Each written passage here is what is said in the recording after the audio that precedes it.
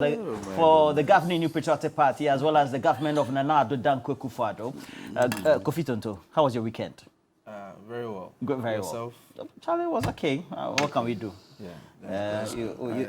You mix business with pleasure small, kakra. But the way it is, please. Now let's tell you how it panned out. The way the members of parliament from both sides of the house voted, and we had the minority leader, Kesio Atoforsen, communicating at a press conference to the public that their position was a complete rejection of the nominees vetted by the appointments committee and put before the plenary for approval. And this is how it went. So we're going to have them on the screens for you. And then let's go to Atoforsen. Atoforsen, this is what he said. Brothers and sisters from the media, let me say that we, the NDC Minority Caucus, we are prepared and ready to cast our vote for the people of Ghana. We stand ready as we speak, and we are ready to vote now. Unfortunately, the MPP seems panicking. They are afraid of their own shadows, and they are trying to run away from the vote. We insist on secret balloting, and we will vote accordingly. We are optimistic because we strongly believe the NDC Minority Caucus will not betray the stance of the party and the stance that the people of Ghana have come together to ask us to actually implement. So for all this, that's how it panned out. So let's bring you the slides. It will be on your screens shortly. And you also get to know some key individuals. Particularly, they point out that the gentleman, a member of parliament as well, Brian Champon, they claim that he was very instrumental in the debacle for the Ayawaso West Wargon. That by-election, I was in the center of it as well, covered that morning. I know what transpired. But ultimately, he seemed to have gotten the highest vote. So now let's take you to the slides. And first on your screens,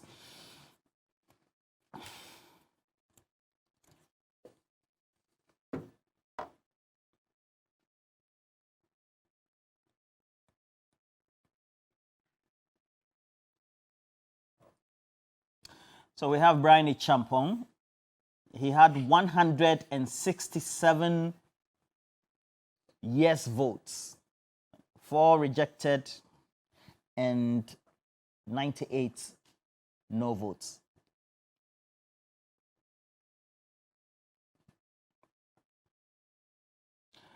Osebunsu Amwa Obi Amwa, great man. Member of Parliament for Ikuapem South, Minister of State for Local Government Designate, now well approved. So we have 149 going for him, 120 no, 3 abstaining. Another long-standing experienced politician from the Kufuor era. I remember the very first time he came from the UK, organized the diaspora and a conference, as it was at the time, information minister within the Kufuor administration, and then subsequently became a member of parliament, one term as it is. Minister designate for Chieftaincy and Religious Affairs, 147 yes votes, 122 voting against him, and 3 in absentia, or abstaining, so to speak. Now, Edwidge Tamaklo, your side of the house. Well, so we have Katie Hammond as well, 154. Yeah, criticizing here and there, etc. I think even during his nomination, the vetting process itself, we had the deputy minority leader, Agboja, saying that this is a serious vetting process, etc. So they showed that seriousness before the gallery. Lawyer DJ Tamaklo. Yes. Your side of the house, you seem to have capitulated the last minute. What happened? What are you picking from your insider sources so far? Well, so good morning to my brother Kofi, good morning to you, and good morning to our cherished viewers.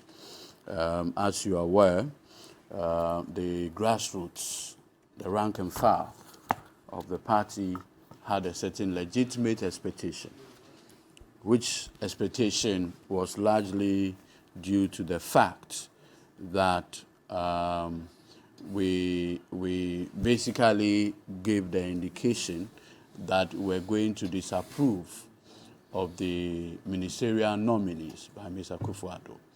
And we gave reasons why, under the circumstances, we're going to do that. We had given a clear indication that in view of the current challenges in the economy, the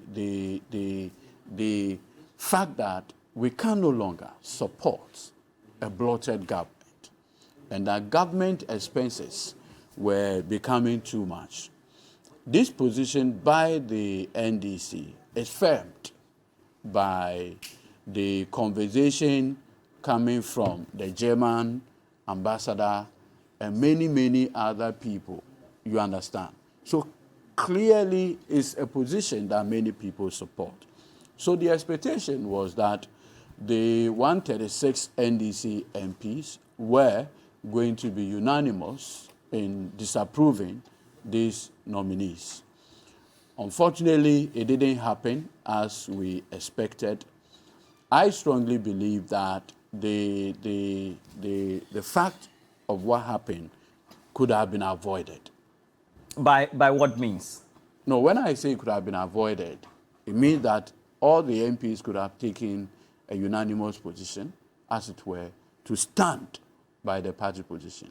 That failure had greatly disappointed the rank and file of our party. Where are you picking all these rank and file sentiments from? No, because I ran a social media platform. I have my personal conversation. People have sent me WhatsApp messages. I've read diverse views on social media, Facebook, Twitter, among other things. And there appears to be a certain unanimity in terms of the disappointment and the letdown. I've also read the party position issued by the General Secretary of our party, the Honorable Fifi Kwete. I've also seen the statement from the presumptive flag bearer of the NDC, H.E. John Dramani Mahama. And in all of this, there is a certain unanimity of the letdown, of the disappointment. And I strongly believe that at this juncture, it is only fair and proper that as a party, we apologize to the rank and file of our party. I am not here to hold brief for the MPs who decided to go contrary to the dictates of the party. But when crises of this nature happen, what you do is to resolve it. Because for me, ultimately, what is ahead is bigger than what has happened. And I believe that it is only fair and proper and provide no justification whatsoever for whatever happened, rather than apologizing to the party supporters, party sympathizers, and the people who felt so disappointed in the outcome of the, and let me also make this point clear. I am from Saturday affirmed my great support for the leadership of the minority in Parliament. So far, so good. I strongly believe that they have what it takes, the skill set, to, as it were, maneuver what is obvious crisis to the point of delivering what Ghanaians want. But you see, Roland, this morning, as I listened to the various callers that you were calling, my sadness is not from the fact of the sentiment expressed by the rank and file. But what I felt sad about is that even people who voted for Akufo-Addo were expecting the NDC to block his recklessness. How did you come by that position? Why? I've seen people who genuinely voted for Mr. Akufo-Addo who are today disappointed. And they are basically carrying on the disappointment to us that we should checkmate him. Excuse my language. Just excuse my language. How did you come by that? I'm asking you, how did you come by that? You claim who that... Did you vote for? Who did you vote for? But my vote is supposed to be a secret one. How is it supposed to be secret if you are confident about who you voted for? But you are claiming that there are people within the MPP... Roland. Those who voted for Nana Addo Dankwa Akufo-Addo. I am saying that you have information from... I've spoken to... Look, I've spoken to... Who wants the NDC minority to carry their burden on their shoulders? Stretch it. I've spoken to people who genuinely voted for Akufo-Addo and feel that, no, this is not their expectation. And now believe that the NDC should be the checkmate. Excuse my language. If you give a madman a gun, and the madman is facing you, what options do you have? Now, who is the madman here? No, I'm giving you a scenario. Okay. You've given a madman a gun. And now the madman has turned towards you with a gun. What do? Do you negotiate with him?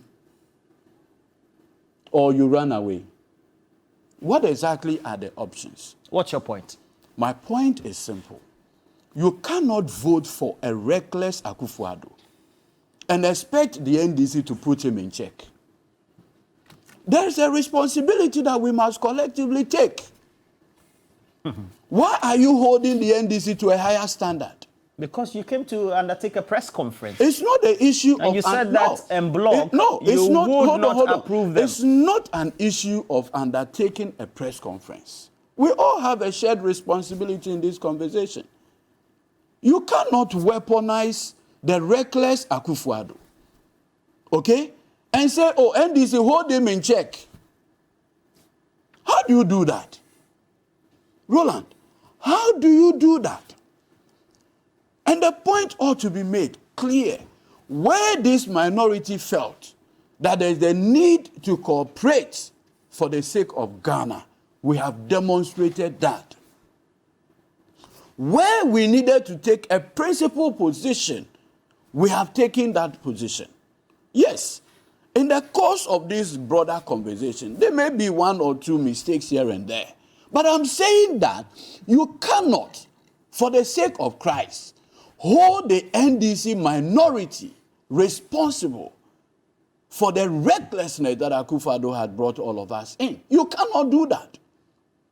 And the point ought to be made very clear that the people who killed on the 7th of December 2020 and imposed this reckless president on us, they also bear a certain responsibility in this conversation. Yes, there is an expectation that the NDC MPs, okay, by reason of the accountability confines of the parliamentary, architecture that we have, ought to be holding Akufo-Addo accountable. And so far, the NDC minority have performed that task. In fact, major matters that have come forward today as we speak were by reason of the NDC minority. Yes, this is a misstep. I think the appropriate thing is to apologize to the rank and file. Which people should apologize to? And I have done that. Okay. Even on this platform. Don't you think that it should be the minority leadership that should do that, or not you? In fact, I have seen a statement from the Honorable Kesela Tuforse. That's, I think, on Saturday, where, as leadership, he said, look, this is our expectation. We could not deliver.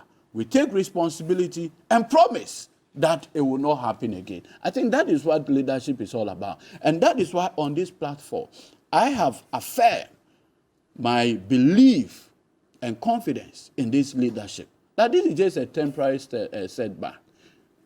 The real war is ahead. In winning the war, there are battles that you will fight.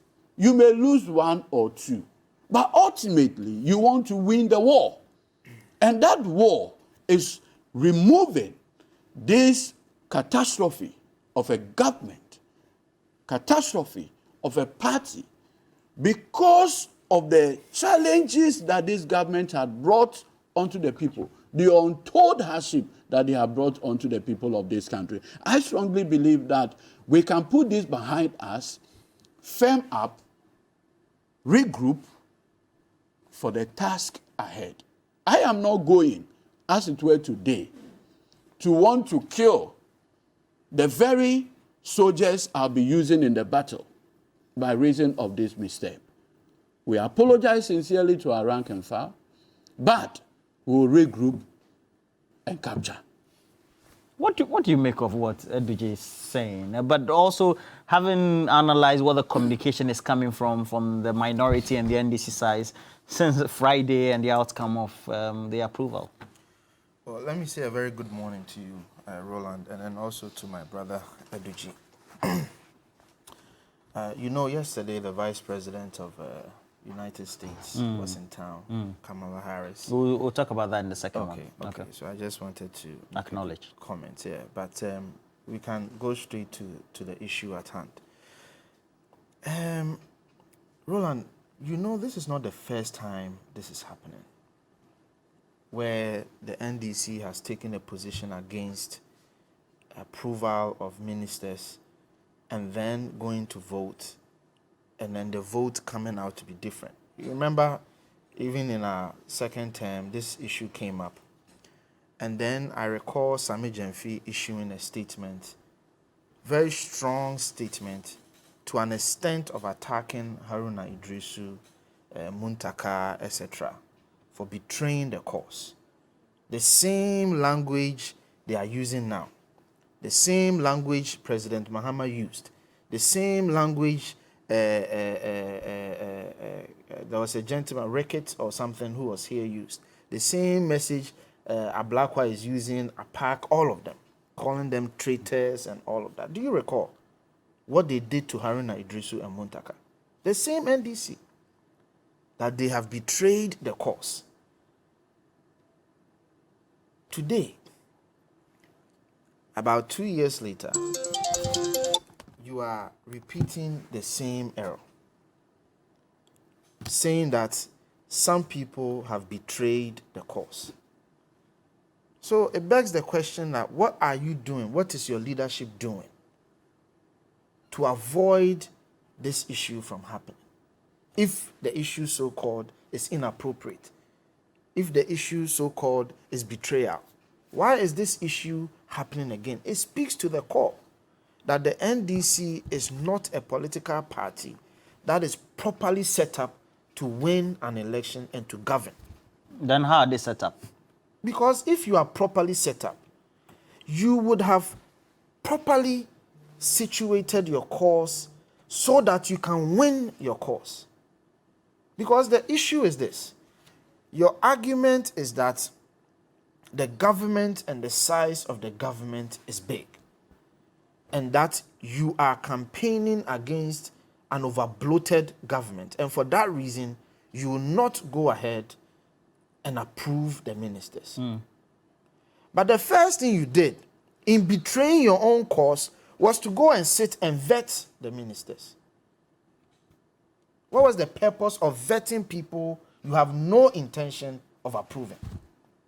But you went and sat and vetted them and took allowances. You know, when you sit in parliament and when they sit, they take certain allowance. You know that. But what has that got to do with the approval? What I'm saying, if you are not going to approve me, Roland, if you won't let me sit here, why invite me in the room? You want me to come and speak on TV. Is that not correct? So if you do not want me to come and sit on the TV, why do a flyer and invite me? Okay, so if they don't take part in the vetting process, how do they go to the plenary and then undertake the But that's the point, because the Constitution is clear. The president has the sole mandate to appoint. The president has appointed. You can take a stance against the president's appointment, but you cannot stop president's business or executive business or government business. Your powers do not go to that extent.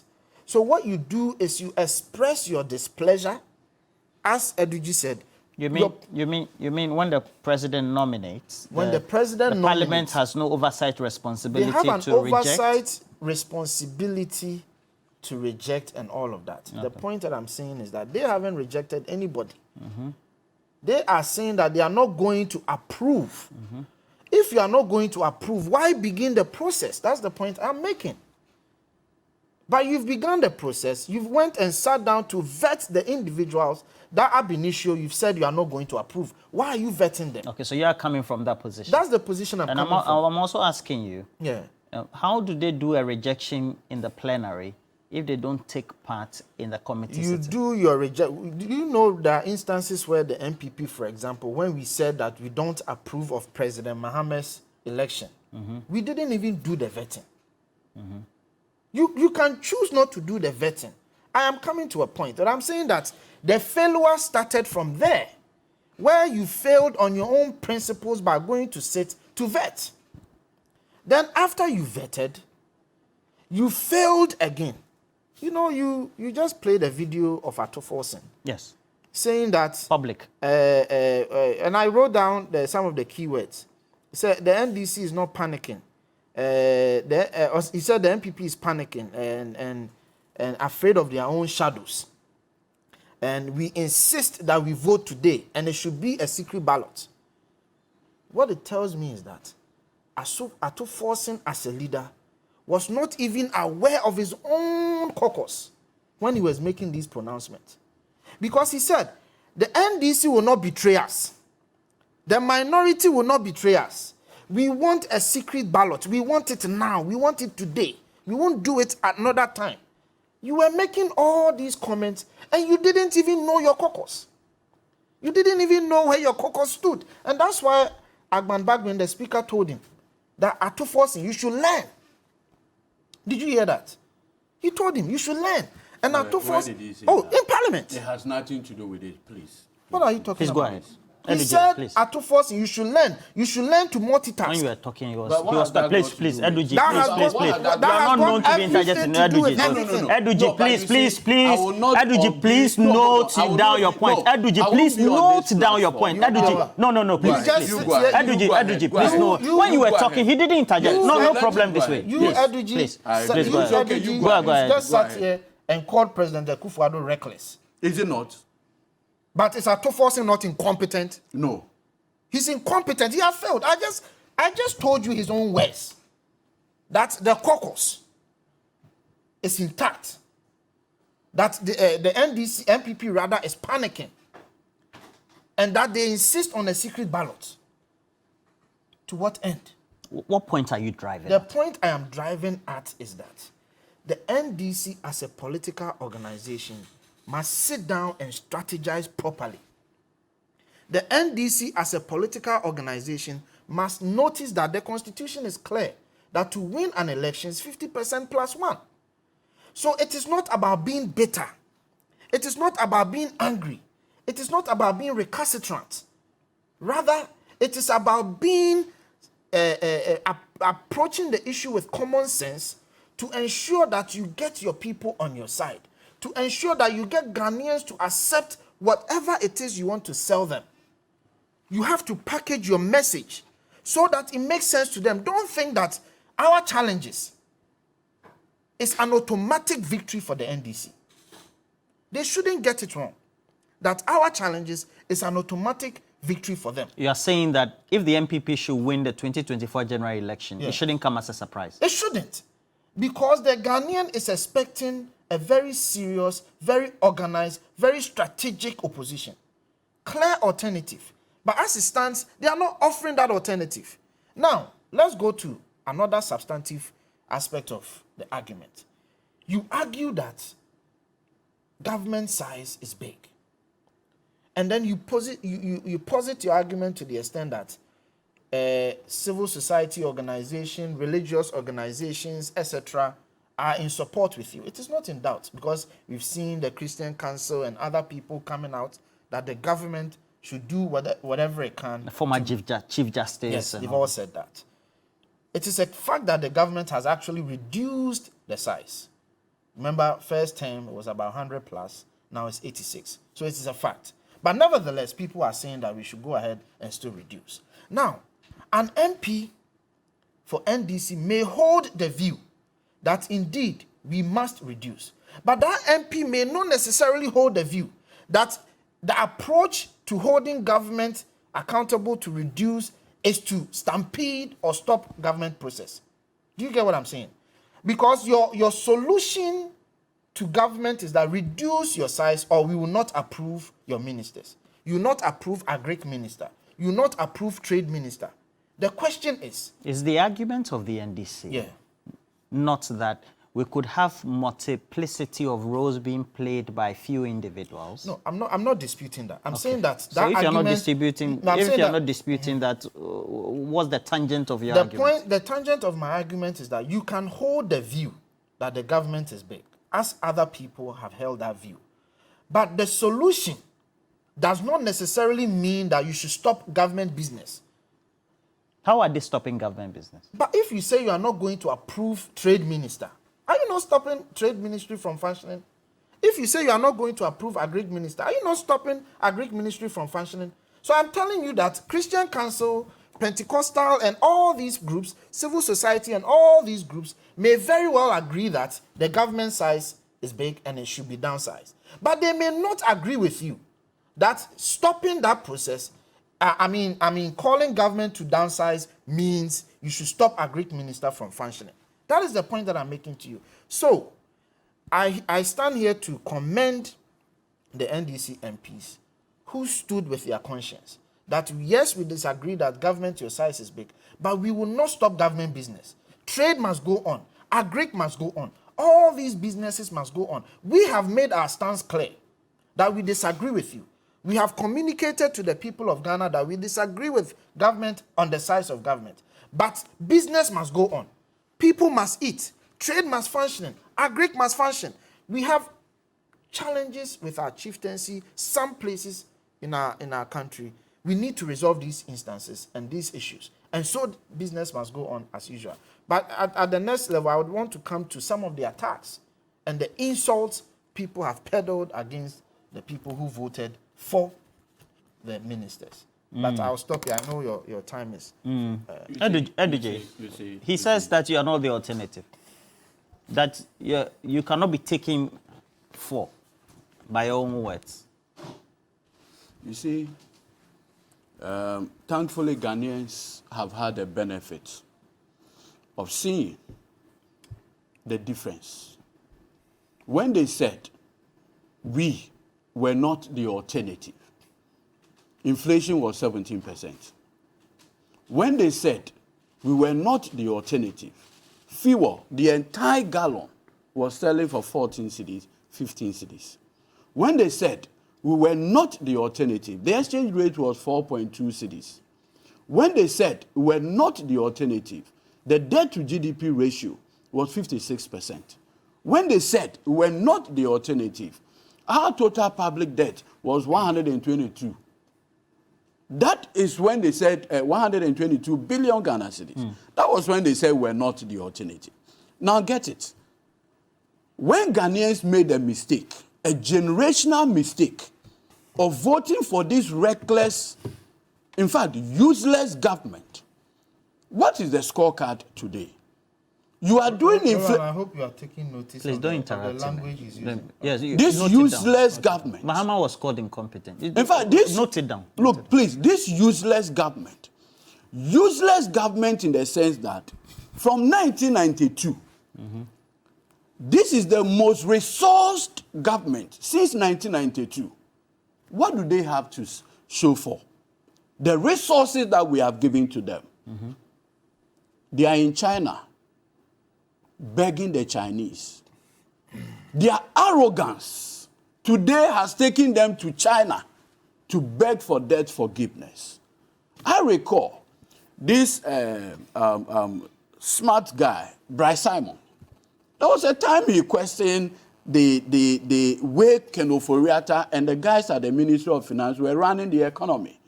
Gabi, and we're even computing the figures. Good. Gabi, the Prime Minister, and underreporting our debt. Said, Reporting our debt. Hold on. That's true. Hold on. Please, calm down. He came out and said, 85 years of investment banking experience. You are comparing it to Bryce Simon. Today, Where is that experience? The so-called experienced people gave us the assurance that by March we'll have an IMF deal, correct? Is that not what they said? Sure. With all their experience, with all their January. forecasting, they said by today we'll have an IMF deal. At least I do know that the IMF board of directors have not even been given our document that they will vote on. Beyond the staff level agreement, nothing useful had happened since.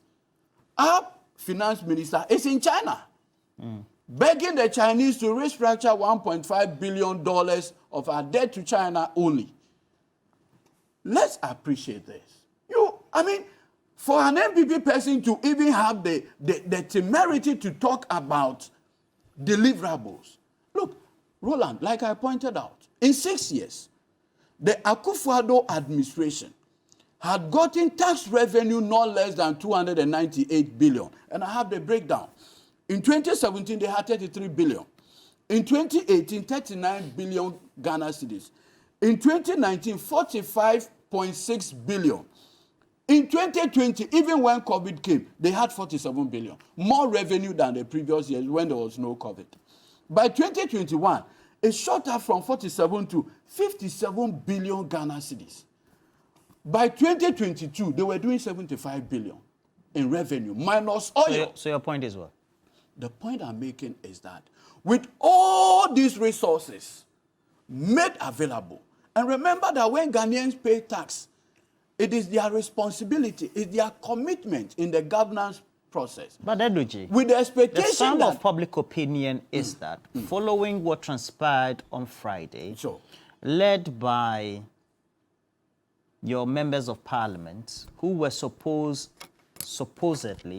to have been listening to the ordinary Ghanaian on some of the suppositions you're making, the assurances that were given by the leadership and the actions by the generality of the minority did not sink, and so failed the ordinary Ghanaian on the concerns that you're raising. No, about debts, about lack of proper governance, about proper management of the economy. So your side cannot be taken seriously when they promise A. No, it's important that you situate the conversation well. I have situated it. Answer my question. There's a leadership response to every problem. This one had to do with ministerial, right? The appointment of ministers. In this appointment of ministers, we took a principal position. The party has reaffirmed that position. It is not as though when a few of the MPs decided to do whatever they had to do, right? It did not mean that the party as a whole did not say we stand by the view of the minority. The party had reaffirmed its position to say that our claim for the downsizing of Mr. Akufo-Addo's government, we shall stand by that. For me, that is instructive. It is a different thing if the party has said that, having been betrayed, we associate with the few that took the view. In any case, did the ministry of Christ stop because he was betrayed by Judas? In any case, Christ had 12 disciples, correct? Out of the 12, one betrayed him. Did he disband the team? No, he gave them specific tasks because he had somebody like Peter he could rely on. Even with Peter, he betrayed him 3 times. But he still said, upon this rock I shall build my church. Right? What I'm just letting you understand is that regardless of what has happened in Parliament, the NDC as a political party, John Dramani Mahama has taken a principled position that we are still opposed to the elephant-sized, government that we have today. What more refreshing can you have than to have the leader? Is a principal position of trust not being betrayed or having not been betrayed by the actions of the minority on Friday? You see, at the time when my brother was talking about all these issues, there was an important point that he raised. That, the NDC is not an alternative, right? you have a situation where 97 MPP MPs, right? Were they 97 or 93? Which of them? The ones that 93, yeah, 95, they went to 98. Absolutely. Then we're told now the whole caucus, yes. Good. Said they wanted Ken out, Yes. right? They still want him out, I think. Exactly. When that happened, what did the MPP as a political party do? They sided with themselves. They sided with Ken. Yeah, decided not to side with No, you. they decided not to side with the people. Yeah, That's true. not true. And these are They the decided people not to side with the with minority. the people of Ghana. No, No, the no, minority. the people of Ghana. If you should do any opinion poll today, Have you done one? yes, and that is where's your in fact, it Or you're talking about an observational survey? whatever it is. Because that one is The people. that one hold is on. not quantitative. The It's people of qualitative. Ghana today want Ken Ofori-Atta out as much as they want Akufo-Addo out, right? And they want your representative in Hold on, parliament hold to on. hold them We'll accountable. come to what my representatives so far. But that's they what we are discussing. So far, they have done Please well. wrap up for me. Yes, so far they have done well holding Akufo-Addo accountable. It is through the minority that have exposed the most expensive hole in Ghana today, being the cathedral. It has to take the intervention of the minority. To the extent that we have spent 398 million Ghana cedis to digging a hole. It has never happened before.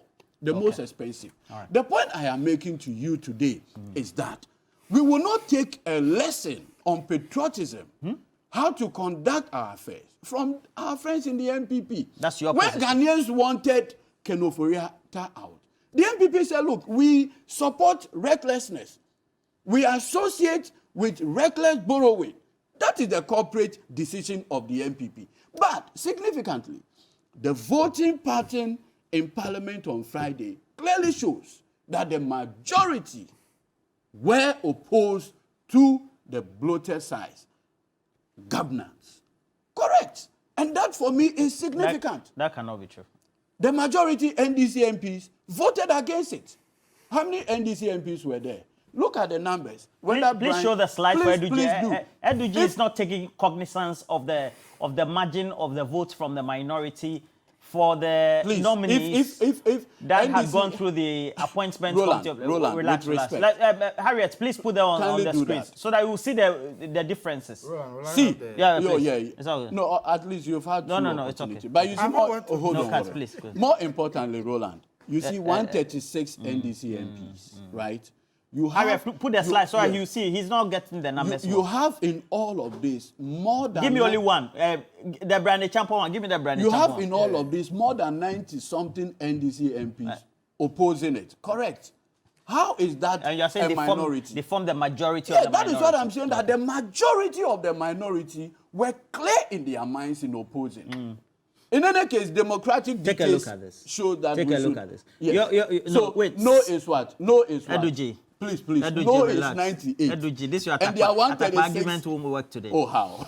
I am told by Komla Kluche, our lead parliamentary correspondent, that we had 136 members of parliament From the NDC side. of the minority in the House. Sure. If I do a subtraction from 167, how many of them do you think voted for Brian Echampo? The 98 out of 136 voted no. That's what I'm saying here. You are doing your own interpretation of your own figures. No, but the data Because here, the data here shows that Edudzi. NDC MPs Edudzi. amounted to 136. Edudzi. So if 98 said no, is that not majority? Edudzi, Ato Forson said the position of the minority was Please, that we are doing with We are data not doing analysis. anything. We are We are telling Please dealing put with the data thing on the analysis. screen so that Edudzi Data will Don't you want to hear what Harriet, please Ato put it Forson on the said? screen. What did he say? Pick and pick. He's telling you, listen. Now listen.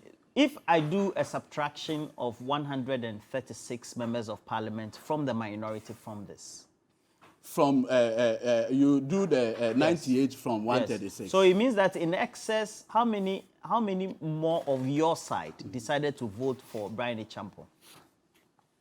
Because Maybe 38, maybe 38, my interpretation, roughly 38, correct. my interpretation How of is what 38 more than my 98? interpretation of what Roland. Ato Forson said was that en bloc we're going to have 136, barring any circumstances, of the minority members of parliament present on the day, not voting for but you example, see- Brian but you see- Echampo. But you see, the point ought to be made clear. And Roland, I think we need to be quite serious on this conversation. And my point is this. A leader, at best, can be assured of the support.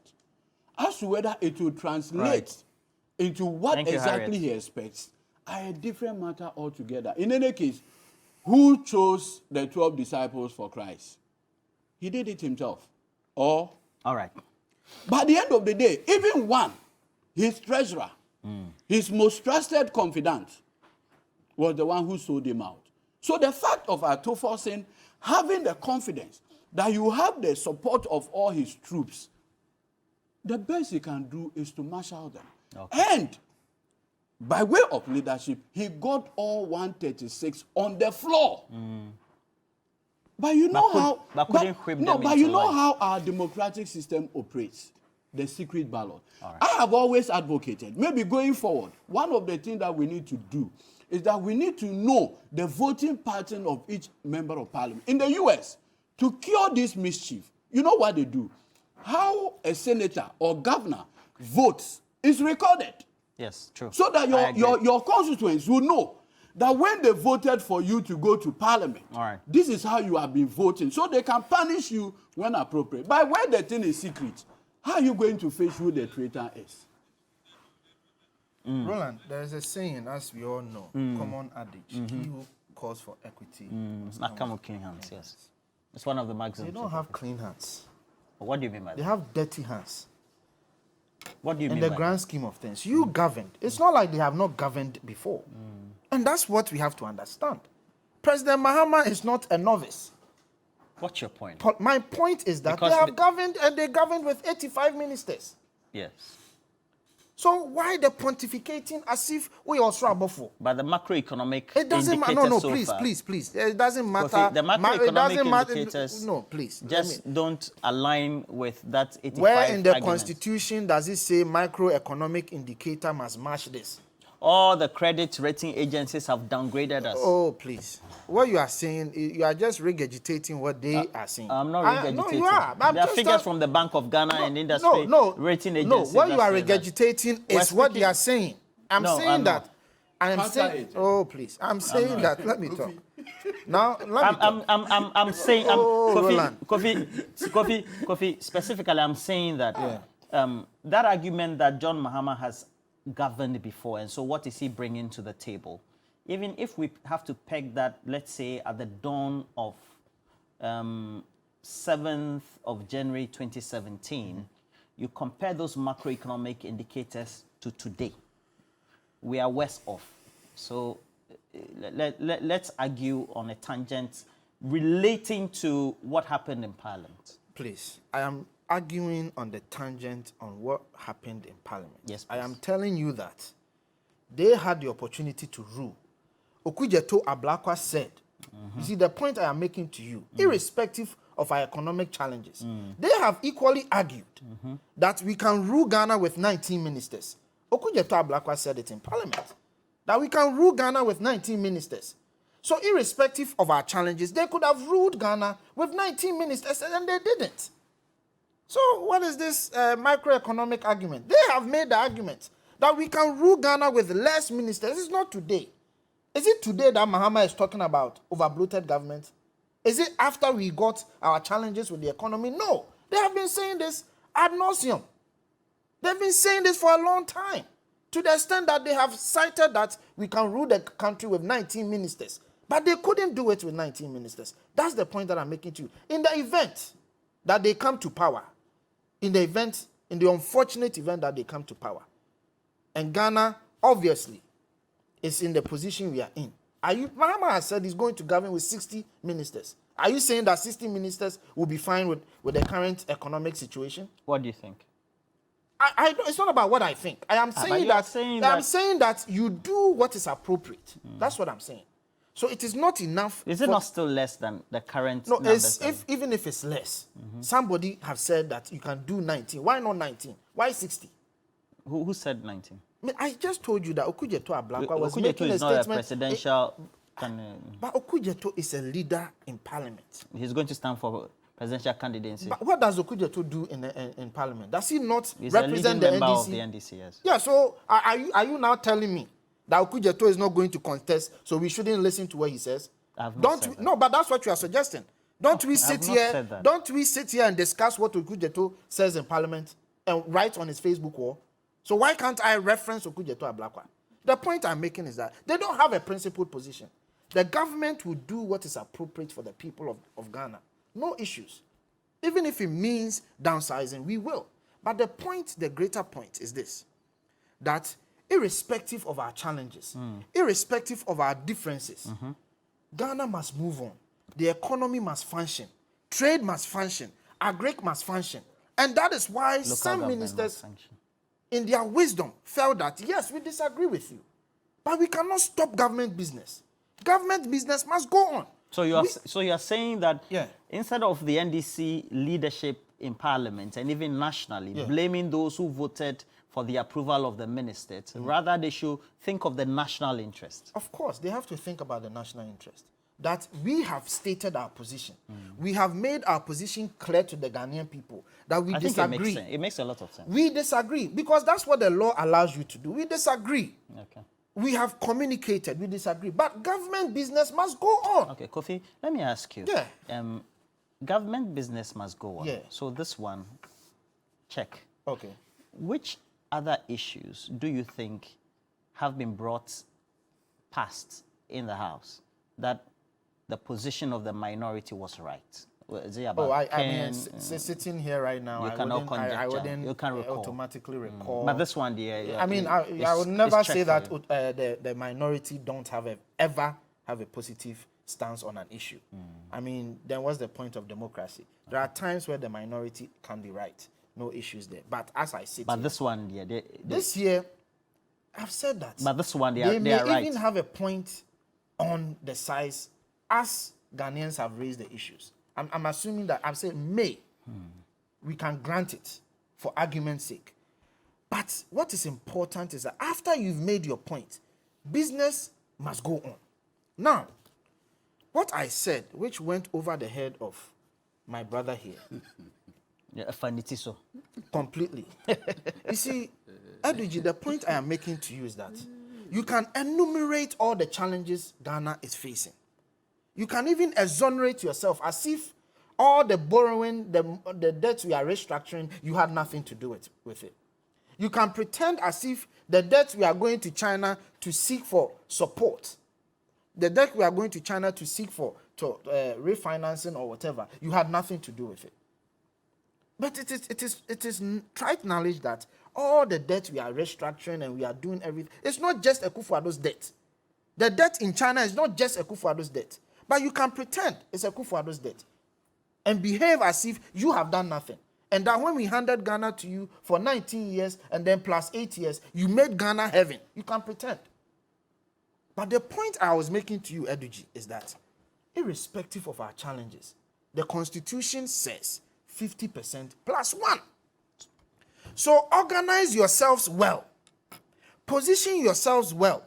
Make cogent alternative ideas.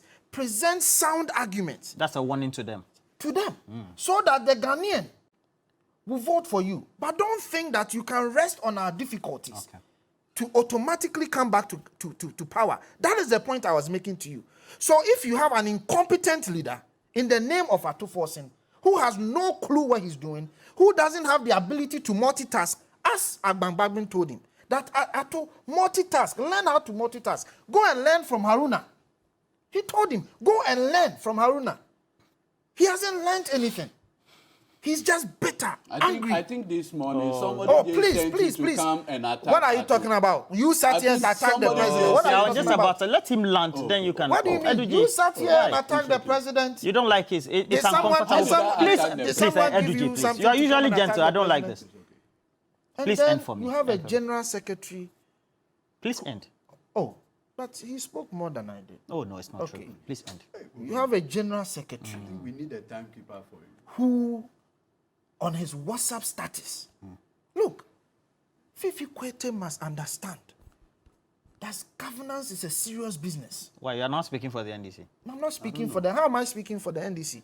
I am admonishing the NDC rather. That government is a business. It's a serious business.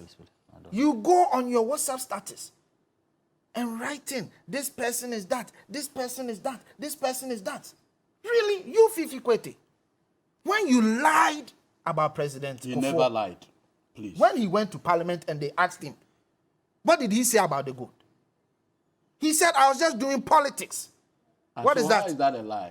If you say something and we ask you to validate what you say, you say, I don't have evidence, I was just doing politics. That's a lie. Please. Okay. Focus Even on he. Who? Eduje? No. Fifi Kwete. Okay. Please wrap up for me. Even he was approved. Okay. How much more serious government business? All right. Eduje, the rank and file of your party seem disappointed. And I can dare say that even those who are looking up to the NDC as the alternative are disappointed. What are you picking from your leadership, the flag bearer, the leading contender for the flag leading bearer, lights. the leading contender for the flag bearer position, and then the rank and file? That makes you think that something needs to be done about those who voted the way they did, and then maybe you can, there can be a resurgence in a way. You see, I've seen a few things happen in the NDC, but I've never seen H.E. John Dramani Mahama come out in this manner he did on the voting that took place the last time. What did he say? If you read the statement he issued on his Facebook page, quite clearly it's one of condemnation. It's one of demonstrating the views, the expressions of the grassroots of our party. And for me, that is very refreshing. Because you see, it becomes problematic if leadership endorses such conduct. But where there is a rebuke from leadership, that is most important. And that is what H.E. John Dramani Mahama has demonstrated.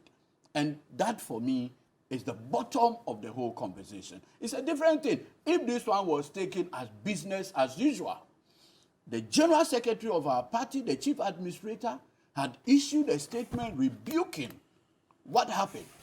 H.E. John Dramani Mahama had equally done that. That resonates with the sentiments expressed by the rank and file. And more importantly, persons who are not even associated with the NDC. But you see, Roland, I've always wondered, how come that the NDC is always held to a higher standard? They are not, actually. How The NDC come? is not. We are always held to a higher standard. It's a lie. Look, we are not the ones governing. The resources of this state had not been given to us. But you see, look at the way people take us on. Compared to how people take the MPP on. Look, I've read a lot of social media conversations from very respected people. And I look at their posturing, and I give you a classic example. When the 98 NDC, MPP MPs went out against Mr. Ken Ofori-Atta, that in itself was a novelty. I mean, to have seen that happen. The MPP as a corporate body, led by its General Secretary, when these MPs had the opportunity to put into action their claims by way of the censure motion, the MPP General Secretary said, no, ignore and cite by Ken Ofori-Atta. That is the record. Or should I read the letter issued by... And by Justin implication, Coates? Should I comment? No, please. No, please. what By I'm trying implication, to, the what? implication, what I'm trying to let you know is that even when he took that position, nobody raised the issue of patriotism with Mr. Justin Coates. So what you're saying, how does it resonate or pacify your grassroots who are disappointed? That's why right from the beginning, I gave an indication that we sincerely apologize for that mistake. But what I will not tolerate is a lesson on patriotism from MPP. That one... Well, the MPP is saying that they can't take you for your word. That's what they're saying. Oh, and you want to take Akufo-Addo, even you, and on this platform, how many assurances had Mr. Akufo-Addo not given, either through his agents, appointees? Today we won't go to IMF. We are there. We won't do this. We are there. So if it's about taking people for their words, we will not take a moral lesson from the NPP, because they have not demonstrated love for Ghana. No. The most reckless government we have seen since 1992. That's their record. And the record is so abysmal. I have seen leading NPP MPs, yes, like Kwame Pieni. I've heard them on this platform. Yeah, we interview them. We have interviewed exactly on this platform. I have seen for the first time since 1992 a former Chief Justice of the Republic questioning government expenditure. Have you seen it before? Because you see, and competence. Yes, ordinarily said people would just want to sit back and observe. But how does that relate to you giving position that you vote against or you will not endorse, and you went ahead to endorse? 98 of the majority, that constituting the majority of the minority, stood by Point that made. principle. All right. And in any case, in a democratic society, what you do, what you do is that you side with the majority position. And the majority position of NDC MP is that we are opposed to this bloated government. Today I see that you're struggling. Or you have Perspective. Perspective. It's my perspective. Yes. Okay. We're taking a break. When we come back, the Vice President of the United States of America is in Ghana. It's part of a tour of some countries in Africa.